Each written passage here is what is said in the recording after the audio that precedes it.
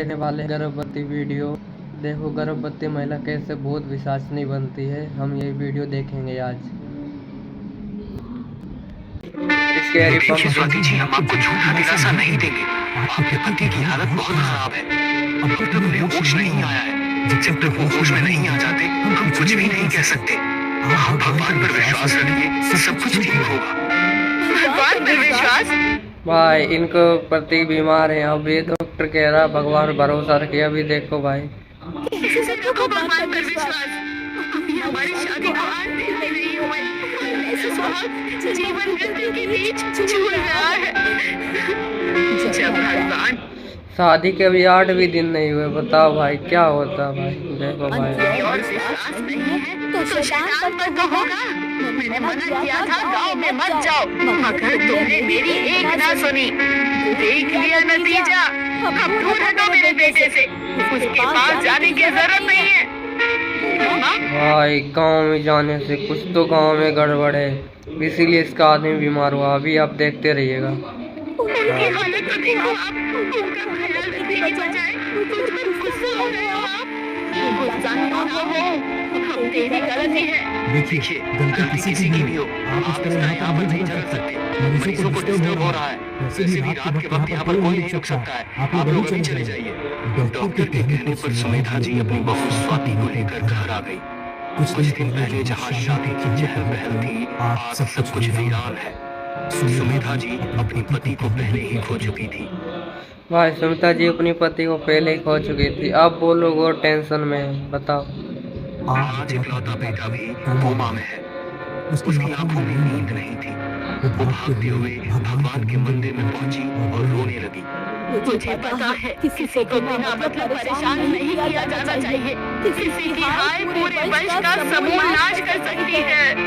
भाई किसी की हाय लगी है, इसीलिए पूरा वंश विनाश हो सकता है। भाई किसी की हाय नहीं लेनी चाहिए। इसमें मेरे बेटे की क्या गलती है? रहकर उनकी आंखों के आगे अपने बेटे की शक्ल आ रही थी, जो बेबसी से मशीनों के बीच जिंदगी और मौत से जूझ रहा था। रोते रोते उनकी आंखें लाल हो गई। उन्हें खुद का ही होश नहीं था। तभी उन्हें ऐसा लगा कोई उनके पीछे खड़ा है। भाई देखो उनके पीछे कोई साया, काला साया एकदम खड़ा हुआ है पीछे। भाई कौन है? सामने आओ। कहते हुए वो पलटी, मगर वहाँ कोई नहीं था। दूर उन्हें एक काली परछाई जाती हुई नजर आई। उठकर वो उस परछाई के पीछे पीछे चलने लगी। परछाई स्टोर रूम में जाकर गायब हो गई। कौन था यहाँ? भाई परछाई स्टोर रूम में जाके गायब हो गए। भाई देखो भाई और अचानक गायब कैसे हो गया? वो उस परछाई को ढूंढ ही रही थी कि उनकी निगाह हवेली की बालकनी पर पड़ी। वहाँ वही काला साया नजर आया, जिसने पलटकर सुमिधा की तरफ देखा और बालकनी से कूद गई। ये देखकर उनके रोंगटे खड़े हो गए, सर पर पसीने की बूंदें झलक गई। वो अपने कमरे में चली गई। दूसरी तरफ स्वाति एक अंधेरे मैदान में तेज दौड़ लगा रही थी। और रुको, स्वाति क्या करने जा रही है अंधेरे मैदान में दौड़ लगा के? देखते हैं भाई। उसकी सांसें फूलने लगी थी। वो मुड़ कर पीछे देख रही थी, मगर कभी एक साया नजर आता तो कभी कुछ नहीं। उसका भाव मुश्किल होने लगा। उसकी सांसें उखड़ गई और वो जमीन पर गिर गई। जैसे ही उसने उठने की कोशिश की, लेकिन यार ये घर से निकली क्यों है भाई? भाग रही है। अब देखो साया आ गया काला। उसके सामने वही आदम से भी लंबा, बड़े बड़े नाखून, अजीब सा डरावना चेहरा लिए एक साया खड़ा था। उसे देख स्वाति के मुंह से आवाज भी नहीं निकल रही थी, मगर फिर भी पूरी हिम्मत जताकर वो जोर से चिल्लाई, कोई है, प्लीज बचाओ। अरे भाई सपना देख रही थी, यानी इसके सपने में वो आई थी भाई। बचाओ मुझे। उसकी चीखें सुन सुमेधा जी उसके कमरे में पहुंची तो उन्होंने देखा स्वाति नींद में चिल्ला रही थी। उसने उसे नींद से जगाया। डरावना सपना देखा।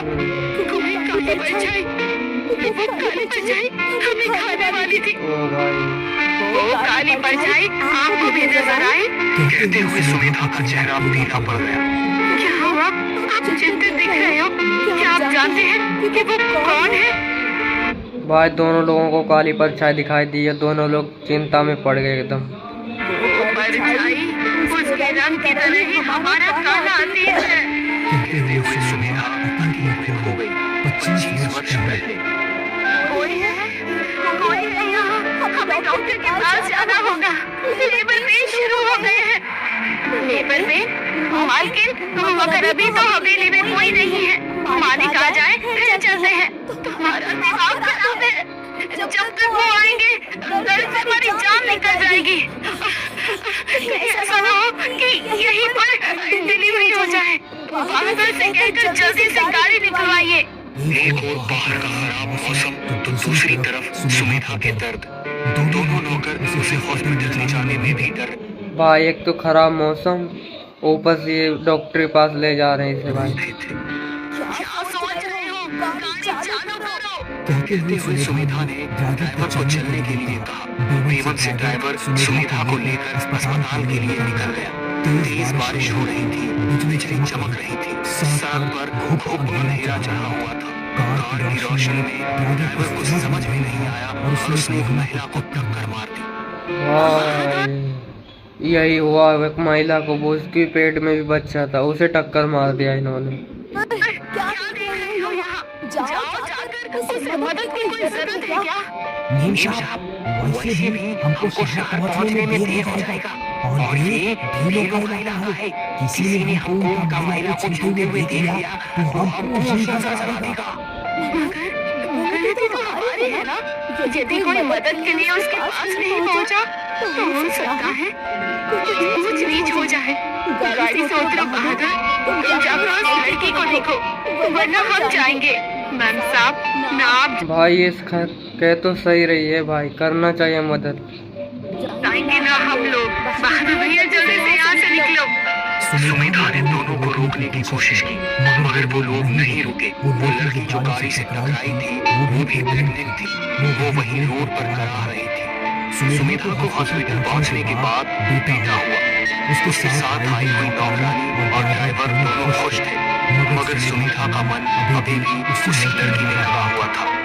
सुमेधा के पति हॉस्पिटल आ गए थे, वो भी बहुत खुश थे। हॉस्पिटल से डिस्चार्ज होकर जब सुमेधा घर पहुंची तो उसे वहाँ किसी के होने का एहसास हो रहा था। भाई देख लो, सुमिता को पहले से एहसास होने लगा भाई। अब बात उसे बच्चे के रोने की आवाजें सुनाई पड़ती। उस रात के बाद मेरे साथ ये सब क्या हो रहा है? मैं पागल हो जाऊंगी। मैं कल सुबह ही पुजारी बाबा के पास मंदिर जाऊंगी। वो ही कोई हल बताएंगे। अगली सुबह पुजारी बाबा के पास जाने के लिए सुमेधा मंदिर के लिए निकली तो एक काली बिल्ली उसका रास्ता काट गई। वो बिल्ली भाई देख लो, जैसे मंदिर जाने के लिए सुमिता निकली वैसे काली बिल्ली ने रास्ता काट दिया। दरवाजे के कोने में बैठकर रोने लगी। सबसे बोले कहीं मेरे बच्चे को कोई खतरा ना हो। मैं उसे छोड़कर नहीं जाऊंगी, बल्कि बाबा को ही मैं यहाँ अपने पास बुला लूंगी। सुमेधा ने बहादुर को भेज पुजारी बाबा को बुला लिया। उन्होंने अपनी शक्तियों से देखा तो उनके होश हो गए। सुमेधा बेटा, तुमसे ऐसा गजब कैसे हो गया? तुम्हारी गाड़ी से टकराकर कोई गर्भवती महिला मर गई। ये उसकी और उसके बच्चे की आत्मा है जो अपना बदला लेने के लिए आई है। वो तुम्हारा बच्चा अपने साथ लेकर जाएगी। बाबा ऐसा नहीं हो सकता। वो हमने जानबूझकर नहीं किया था, बल्कि गलती से हुआ था। मैं तो रुकना चाहती थी, मगर बाबा कष्ट कीजिए, कैसे भी मेरे बच्चे की रक्षा कीजिए। बेटा, भाई अभी बाबा प्रार्थना कर रही, कुछ भी करो पर मेरे परिवार बच्चों की रक्षा करो। क्या मैं केवल इतना कर सकता हूँ कि उसकी आत्मा को इस तरह में बांध सकता हूँ। तू यहाँ से अपने बेटे को लेकर कहीं दूर चली जा। अपने बच्चे की रक्षा के लिए मैं ये गाँव आज ही छोड़ दूंगी। हम लोग अब शहर वाली कोठी में जाकर रहेंगे। कहते हुए सुमेधा ने अपने पति को सारी बात बताई तो वो भी वहाँ से जाने को तैयार हो गया। अपने छोटे से बच्चे को लेकर वो लोग हवेली से निकल ही रहे थे कि हवेली के बाहर लगा बड़ा सा आम का पेड़ उसके पति के सर पर आकर गिर गया। ये क्या हो गया है? अपनी भाई जाते ही देखो उसके आदमी को बड़ा पेंट गिरा दिया, वो खत्म हो गया भाई। आंखें खोलो, क्या हुआ आपको? और वो वही मर गया। बेटा, ये आत्मा बहुत शक्तिशाली है क्योंकि वो क्रोध में है। मैं उसे यहाँ रोकने की कोशिश करता हूँ। तुम अपने बेटे को लेकर यहाँ से चली जा। बाबा जी के कहने पर वो अपने बेटे को वहाँ से लेकर निकल गई और कभी भी लौट कर वापस गाँव नहीं गई। मगर जवान बेटे के सिर के आगे वो झुक गई और बेटा अपनी नई पत्नी के साथ गाँव पहुँच गया था, जहाँ उसके साथ यह हादसा हो गया। वर्तमान का समय। क्या करूं? कुछ समझ नहीं आ रहा है। कुछ तो करना होगा मुझे। मैं अभी बाबा से मिलने जाऊंगी। खुद से ही बात करती हुई वो घर से निकल ही रही थी कि तभी उसकी गाड़ी खुद ब खुद रिवर्स होने लगी। गाड़ी घर की दीवार से टकरा गई। ये देख ड्राइवर ड्राइविंग सीट छोड़कर भाग गया। वो समझ गई कि वो आत्मा उसे यहाँ से जाने नहीं देना चाह रही। भाई देखो वो आत्मा ही यहाँ से नहीं जाना चाह रहे, क्योंकि ये बाबा के पास जाएगी तो बाबा कुछ ना कुछ करेगा। हम हमारे गुनहगार हैं। हमारे बेटे को छोड़ दो, हमारी जान ले लो। वैसे भी तुम हमारे पति को जी चुकी हो।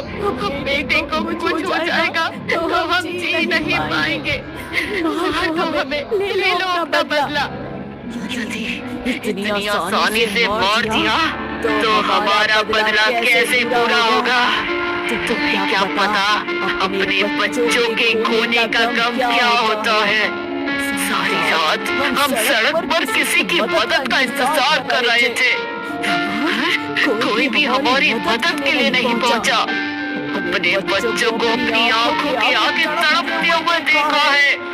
तुम भी पल पल अपने बेटे को मरते हो। भाई देख लो कोई नहीं गया, बच्चे को मरते मरते तो ये तो एक माँ का दुख होता है भाई, बदला तो लेना ही पड़ेगा ना भाई। अब देखो क्या करती है। देखोगी उसके बाद तुम्हारा खानदान खत्म हो जाएगा। तुम्हें जो सजा देनी है मुझे दे दो। मेरे बेटे को छोड़ दो। उसे मारकर तुम्हें अपना बेटा वापस तो नहीं मिलेगा।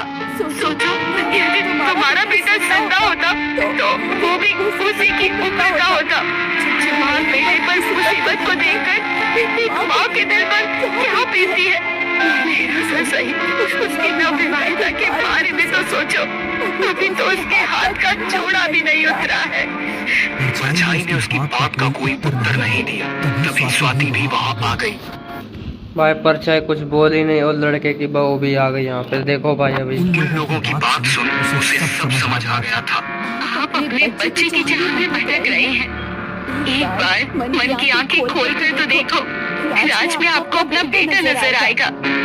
यदि आपने मेरे सुहाग को मुझे सुकुशल लौटा दिया तो मैं वादा करती हूँ हम दोनों मिलकर आपके लिए श्राद्ध करेंगे ताकि आपको मुक्ति मिल सके। स्वाति की बातों का अपनापन और मुक्ति की चाह ने उसके मन से सारा मैल खत्म कर दिया। राज सकुशल घर वापस आ गया। राज के वापस आने के बाद सुनिधा, स्वाति और राज ने उस आत्मा की मुक्ति के लिए पूजन कर श्राद्ध किया। उस आत्मा को मुक्ति मिल गई, मगर सुमिधा जी को उम्र भर इस चीज का मलाल।